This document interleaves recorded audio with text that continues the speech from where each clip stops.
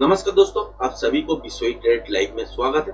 आज का वीडियो में बातें करेंगे निफ्टी और बैंक निफ्टी के बारे में और कल के लिए क्या इंट्राडे ट्रेडिंग सेटअप बन सकता है वही देखने का कोशिश करेंगे।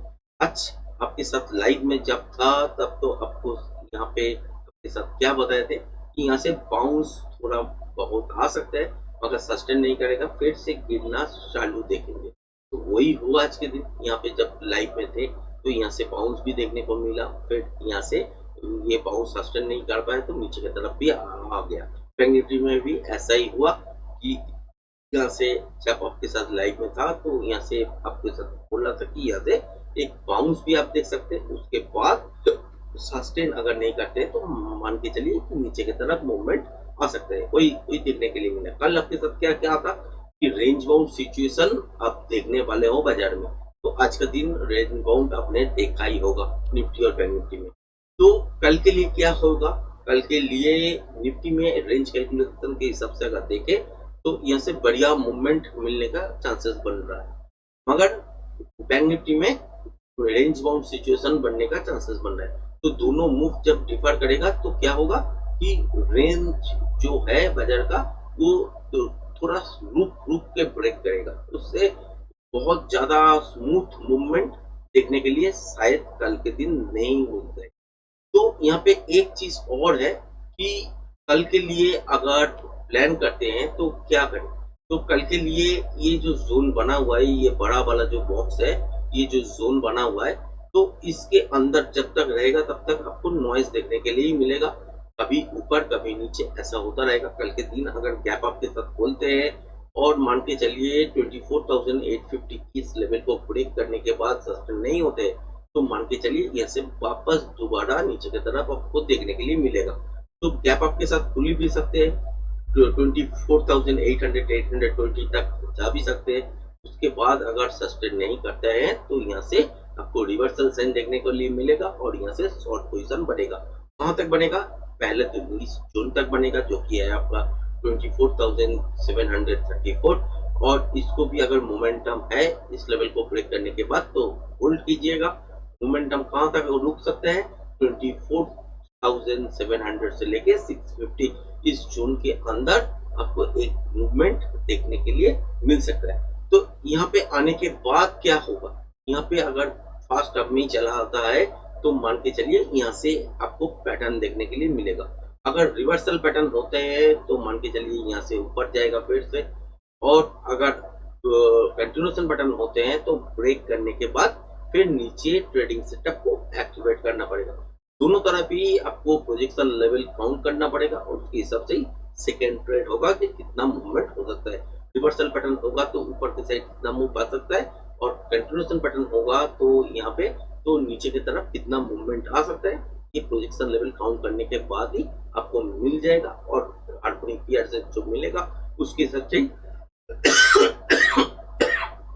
आपका ट्रेडिंग सेटअप एक्टिवेट होगा। जैसे कि कल अगर बैंक निफ्टी में रेंज बाउंड देखने के लिए मिले तो यहाँ पे जो मूवमेंट है वो रुक रुक के जाएगा, तो उस टाइम क्या हो सकता है कि सेकेंड अप का ट्रेड आपको ना मिले, ये भी हो सकता है। अगर गैप आपके साथ खोले उसके बाद अगर देखें कि 24,740 इस लेवल को नहीं ब्रेक कर पाया तो वापस यहाँ से ऊपर जाएगा, स्कैल्पिंग बनेगा यहाँ तक जो कि है आपका 24,850। इसके ऊपर अगर बाजार को जाना है तो यहाँ पे कंटिन्यूएशन पैटर्न बनाएगा, उसके बाद ही ऊपर जाएगा। अगर कंटिन्यूएशन पैटर्न बनते हैं तो सेकंड वाला जो ट्रेड बनेगा तो इस जोन को टारगेट करेगा जो कि है आपका 24,950 से लेके 24,980 इसके बीच में टारगेट करेगा।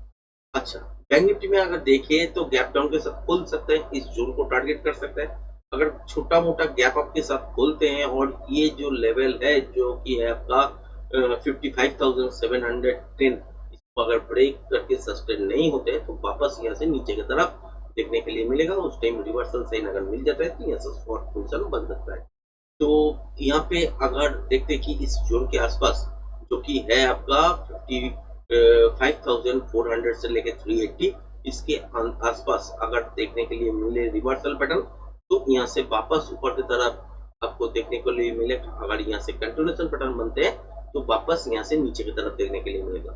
तो कंटिन्यूएशन पैटर्न अगर बनते हैं उस टाइम भी आपको प्रोजेक्शन लेवल काउंट करना पड़ेगा, उसके हिसाब से ही पीयर सेट लेवल सेट होगा। और यहाँ पे रिवर्सल पैटर्न अगर बनते हैं तो उसके हिसाब से भी आपको प्रोजेक्शन लेवल काउंट करना पड़ेगा और उसके हिसाब से ऊपर कितना मूवमेंट आ सकता है उसको जांच करना पड़ेगा। उसके बाद ही ट्रेडिंग सेटअप को एक्टिव करना है और हार्मोनिक पीयर सेट के हिसाब से टारगेट सेट करना है। अगर नॉइज आ जाता है तो ट्रेडिंग सेटअप को एक्टिवेट नहीं करना है। अगर गैप अप के साथ खोले उसके बाद रिटेस्ट किए मगर 55,500 ये लेवल तोड़ नहीं पाए तो क्या होगा? तो यहाँ से तो इनिशियली एक स्कैल्पिंग मूव यहाँ तक तो बनेगा जो कि है 55,700 710 तक। इसके बाद कंटिन्यूएशन पैटर्न एक्टिवेट होगा तो टारगेट के हिसाब से ये स्विंग हाई जो दिख रहा है इसके आसपास हो सकता है, मगर प्रोजेक्शन लेवल देखने के बाद ही इंट्राडे प्राइस प्रोजेक्शन देखने के बाद प्रोजेक्शन लेवल निकल लेगा और उसके बाद ही आपको टारगेट देखने के लिए मिलेगा पीआरजेड लेवल इसके आसपास हो सकता है। ये यहाँ पे जैसे जैसे हो सकता है कि 55,880 हो, 900 हो या 55,950 हो या इससे ऊपर 55,980 हो या 56,000 हो। ये पोजीशन लेवल काउंट करने के बाद ही आपको पता लगेगा। तो उस टाइम मैंने लाइव मार्केट में आके आपके साथ गाइडेंस देने का काम करूंगा, जैसे कि आज भी लाइव मार्केट में आपके साथ शेयर किए कि जो भी आपको ट्रेडिंग सेटअप बनेगा वो पुट का साइड में हो सकता है मगर कॉल का साइड में नहीं होगा। तो वही चीज देखने के लिए मिला होगा, तो वही चीज आपके साथ शेयर करने का कोशिश करूंगा। इसमें प्रिफर ट्रेडिंग करना, प्रिफर ट्रेडिंग करने के बाद कैसे ट्रेड होता है उसको समझ लीजिए, उसके बाद अपने आप खुद से ट्रेडिंग सेटअप एक्टिवेट करने का कोशिश कीजिए। तो आज का वीडियो यहीं तक, धन्यवाद।